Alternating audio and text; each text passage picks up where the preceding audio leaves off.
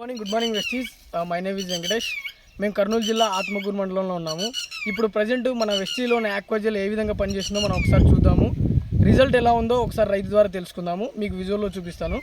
So నమస్తే sir, మీ పేరు? అక్బర్ వలి. మీ ఊరు సార్? కుందగందాల. మీరు ఆత్మకూరులో పొలం వేస్తున్నారు. సో మీరు మాకు ఎన్ని రోజుల ముందు ఈ ఆక్వాజెల్ గురించి మాకు పరిచయం? ఒక నెలన్నర.